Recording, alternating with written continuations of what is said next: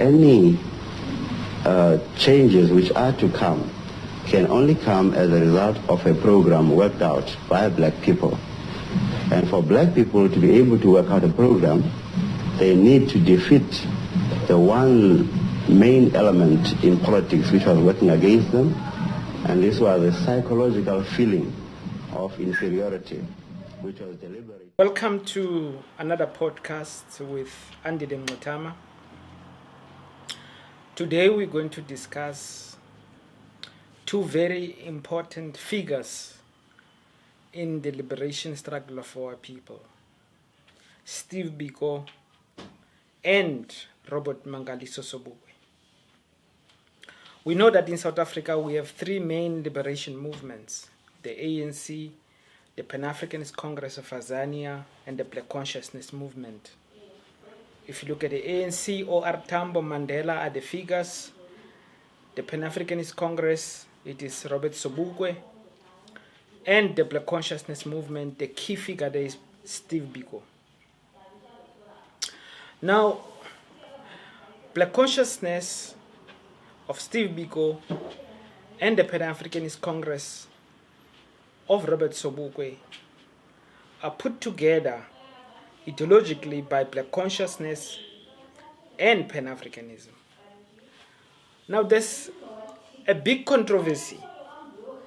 What is the difference between Black Consciousness and Pan-Africanism? We know that the PAC was formed in 1959 as a result of breaking away from the ANC or the expulsion of Robert Sobukwe and other Pan-Africanists as a consequence of the Freedom Charter document, which basically gave the land of our people to white people. And Sobukwe and other Pan-Africanists were part of the ANC Youth League, which was a formation of the ANC, decided to move away from the ANC once it adopted the Freedom Charter because they were Africanists and the land question was critical to the Africanist formation, the ANC Youth League, led by Limbede, the Africanist. These people were inside the ANC, but when the ANC adopted the Freedom Charter and they were objecting particularly to that clause, South Africa belonged to all who live in it, both black and white. This is 1955, and they said you can't give the land of our people to white people like that. And that was the controversy that led to the breakaway of the formation of the PAC. Now, Steve Biko comes into the picture very late in the 70s. The question is, why didn't he join the Pan-Africanist Congress? Because we know that his brother Kaya, the late Kaya, was a member of the PAC. So Biko was very aware of the existence of the Pan-Africanist Congress of Azania. In fact, we know that when he arrived at the University of Durban at the time, at the medical school, he met the late Dr. Mokwape Nchaupe, who was already a PAC member. And we published this 1972 interview. Steve Biko gave that interview to Gail Gerhardt, where he recalls how he spent a lot of time with Dr. Mokwape discussing the project of Black Consciousness and Pan-Africanism. And at the end of it, of course, we know that Mokwape actually joined Biko in the formation of SASO and becoming a Black Consciousness stalwart. Biko did not join the PAC. He rather formed a new movement with a new ideological orientation. But we know that Biko and Sobukwe were very close. And in my imagination, I always say that Biko can see further because he stands on the shoulders of Robert Sobukwe. It is the ideological work that Sobukwe had done that provides the impetus for Biko to see further. And I argue that he sees further only because he stands on the shoulders of Sobukwe. We know that Sobukwe revered Biko so much that when Biko revered Sobukwe so much that when Biko walked into a room, there is a claim that when he found Sobukwe there, he said, Chini, uThixo kanti naye ukhona apha. In other words, even God is here. That's how serious and how important a figure Biko thought of Sobukwe. And some people believe that once Biko was murdered, Sobukwe's spirit was broken, because he saw in Biko a real possibility of developing a revolutionary leadership that could take our people out of this mess we found ourselves in. But Biko did not join Sobukwe, did not join the PAC. And often there is lack of understanding of the ideological differences between the PAC's perspective and the Black consciousness movement of Biko. And the key determining difference rests on the race question. You see, the ANC started as a purely black organization and then got confused by whites who in 1955 brought the Freedom Charter and brought non-racialism, and the ANC stopped being a blacks focus-centered movement and it became this wishy-washy liberal project controlled by this white ideology. But Sobukwe, once he forms the Pan-Africanist Congress, he fortified the perspective of black nationalism. However, people don't realize that, in fact, the PAC accepted white people before the ANC. Right at its formation, the PAC accepted white people. And it is because of this underdeveloped, I want to argue, position on the race question. And so Sobukwe reads the race question not historically, not politically, but biologically. And once you read the race question biologically, of course, there is only one human race. And humanity comes from Africa. We are the originators of humanity. White people are our children. Biologically, there's no difference. And it is a mistake, however, to argue that because there's a biological no difference, therefore, there was no system that was created by white people to systematically exclude black people and oppress black people. So black consciousness is a historically determined response to white oppression of black people. And that is why Biko closes this gap which the ANC opened up and surrendered to white people. The PAC ideologically, by this claim of non-racialism, that opened the door for white membership. In fact, if you want to become a member of the ANC, if you are a settler, all you need to do is to pay allegiance to Africa. A position which is problematic because even the AfriForum and the Broederbond and Afrikaner nationalism, they claim that this land is theirs, then they pay allegiance to the land they claim. They claim that this land was given to them by God. And therefore, they call themselves Afrikaners, Africans. I mean, the AfriForum maintains the same position. And AfriForum is a racist, pro-white, anti-black organization. But that claims the African identity to perpetuate the oppression of black people. So, the PAC of Sobukwe on the race question moves from this premise of we are all biologically the same and therefore race is not a scientific category. It is a mistake which disregards history, because we must move from the historical reality of how the white project, how white people formed the whole system of thought, a system even of feeling, which is anti-black. So there is a historical reality which creates a sharp division between black and white. That is why Fanon claims that we are overdetermined from without. You see me, and you know I'm black. And a white person also is determined from outside. So the biological deterministic perspective on race creates all manner of problems for developing a thoroughgoing revolutionary black-centered perspective, which in a sense brings the limitations and the contradictions in the Sobukwe perspective, which Biko then drives further in sense of clarifying it by maintaining race first and maintaining race as a color question which determined the position of whiteness and blackness.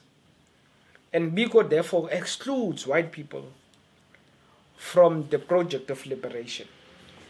That also is part of understanding the psychological damage that was caused by the white system, where black people did not see themselves as their own liberators and deferring to whiteness and to white leadership, which is of course the reason why the ANC ended up selling out even in negotiations. The amount of influence and power white comrades had, such as Slovo, in terms of advising and leading the ANC. Biko saw that and he said, no, we have going to be blacks only, because historically the problem is created by white people. White people oppressing us on the basis of our skin color. And we must rally around, therefore, on the basis of our blackness to respond to this project of whiteness. Of course, Biko was influenced highly by the negritude movement of people like Amy Cizé, Singo, which was the precursor to the Black Power movement in the US, which also Biko is hugely influenced. I mean, he adopts the notion of black consciousness, which was created or coined by Stokely Carmichael in the United States of America, to bring it in the ASEANian situation, to help us develop an ideological and a philosophical response to the oppression of black people. Biko understood oppression to be total, which is not just physical, but psychological. And that is why he mentions the fact that the most potent weapon in the hands of the oppressor is the mind of the oppressed.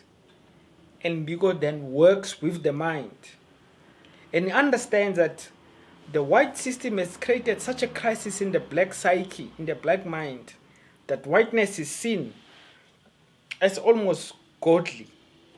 And that is why if a white man walks into a room full of black people will defer to that white man because of the power of whiteness.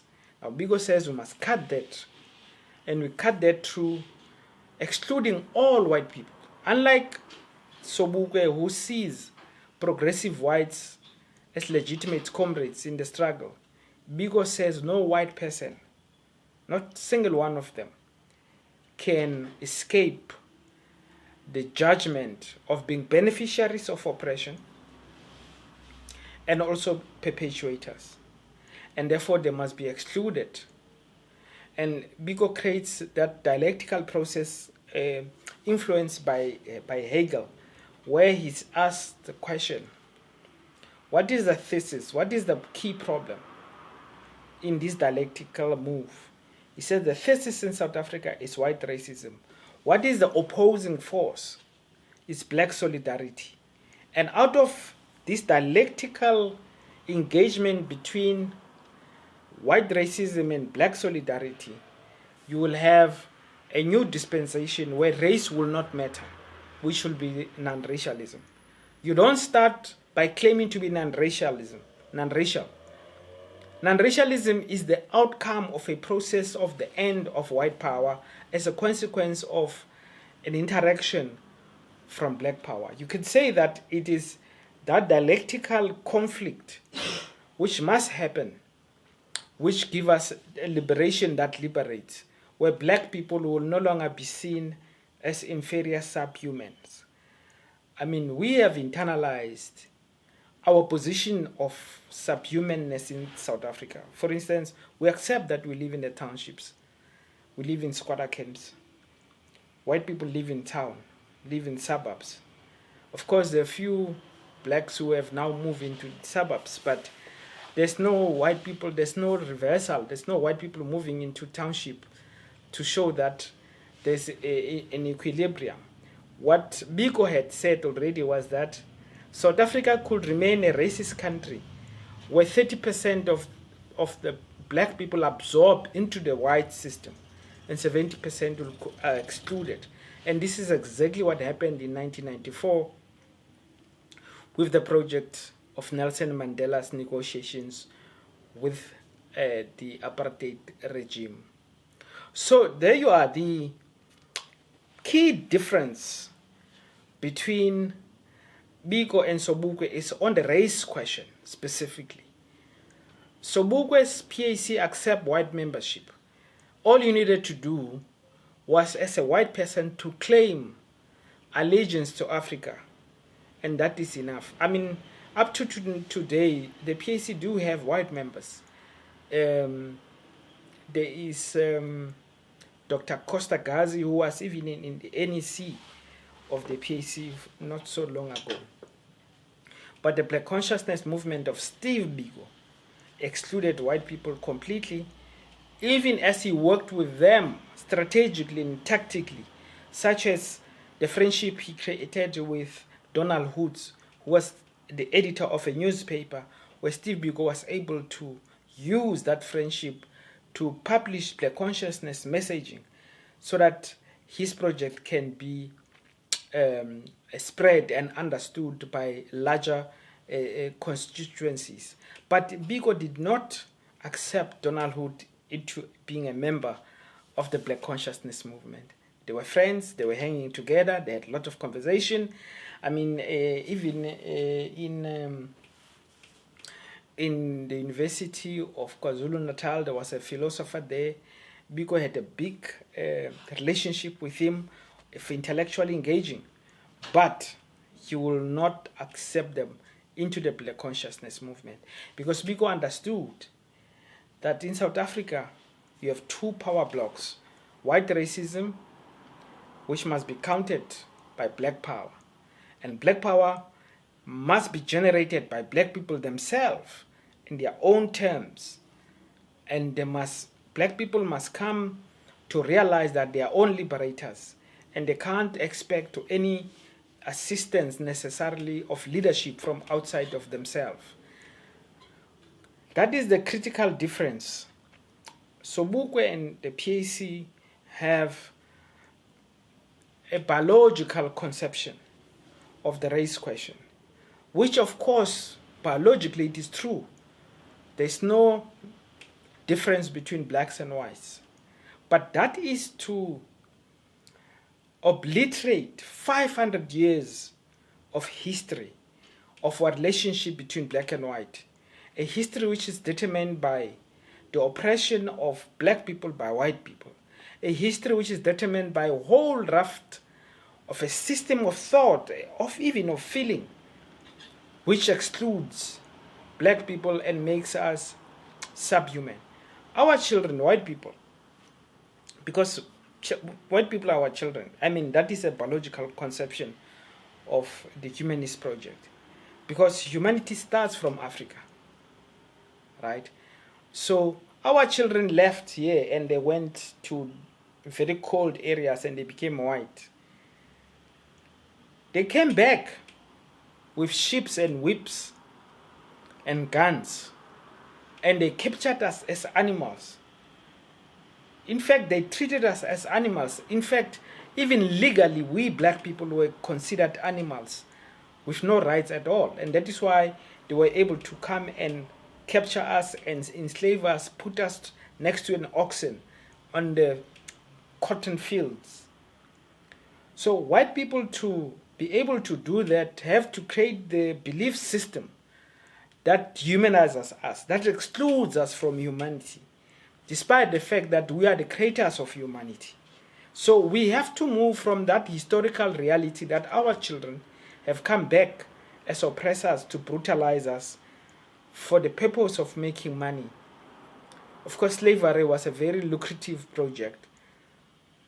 It is the foundation of modern capitalism. It is founded on the slavery, enslavement of black people. And of course, white people used to enslave each other, but it was a different type of slavery. Because when white people enslaved each other, there was always the exit possibility.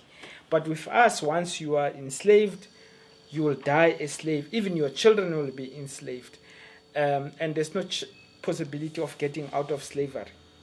But with them, there was always the exit possibility. So the race question is historically determined. And the black and white issue is determined by that historical reality, not by biology. Biology does not do anything in terms of explaining why black people find themselves where they are today and why there's global capitalism and how it is messing up the whole relationship between black and white. So there you are. Sobukwe believes in the common humanity of all. And if you are a settler, a land thief, but you say you pay allegiance to Africa, you'll be accepted in the PAC. In the Black Consciousness movement of Biko, race is over determining all relationships. And it's not about individual white people's good behavior. Because even the most revolutionary white person gets unearned privileges of whiteness. They don't ask them. The world provides these privileges purely on the basis of their whiteness. And black people, on the other hand, suffer the same consequences. Suffer the consequences of racism by not doing any. You don't have to do anything as a black person, but you are guilty, and you will suffer the consequence of the race project. So, what we need to then conclude on is to ask the question: which is the most progressive proposition on the race question between the position held by Sobukwe, which claims common humanity on the basis of our undifferentiated biology, or Steve Biko's position that says historically white people have used the race question, they have used skin color to determine the differential opportunities in life, and therefore we will not work with them until we defeat the system that accrues privileges to white people which are not earned. We remain black first, we remain blacks only, and we are seeing ourselves as a force against the white power which must be defeated by our organized possibilities as blacks, as a black project. So that's where we are. Sobukwe the Great, on the land question, on point. On the race question, underdeveloped. Biko is able to close that gap. And not only that, also Biko goes on to deal with the issue of the position of the colored people and the Indian people in the South African context, which was an issue which was not concluded by the Pan-Africanist Congress for a very long time. So Biko, as we say, stands on the shoulders of Sobukwe to see much further, and he provides us with the race understanding of the race question, which is highly developed and whilst remaining revolutionary. Biko is the one that, if we were to utilize them today, will provide with us with the possibility to analyze, even today, what is the problem, who is the enemy. Because there's big confusion today since the ANC took over political power nominally. It is now, in fact, projected as the problem, when it isn't. It is just like a homeland leaders under apartheid, whom Biko had characterized as junior servants of the apartheid project. And Biko did not want to have anything to do with them, but exposed how they were used by the apartheid project to delay the liberation of black people. But Biko did not launch a whole struggle against the homeland leaders. He focused on the real enemy, which was the apartheid state and white power and white monopoly capital, which is today the real problem. But it has been able to very cleverly make itself invisible and made the ANC hyper visible. Now our people are angry against the ANC to the point where people are saying it's better to give white people political power again. We are trapped in a white system. It was already determined by the white project that will give the ANC this amount of power, time in power, make sure they are unable to deliver, bribe them, make sure that the state collapses as it is happening, and then black people will be so angry that they'll say it's better to give power back to white people. Without black consciousness, this is what black people are going to do, shooting themselves again on the foot. Biko provides clarity on these questions, and I hope that we have touched at least on the fundamental difference between Biko and Sobukwe today. Any changes which are to come can only come as a result of a program worked out by black people. And for black people to be able to work out a program, they need to defeat the one main element in politics which was working against them, and this was a psychological feeling of inferiority, which was deliberate.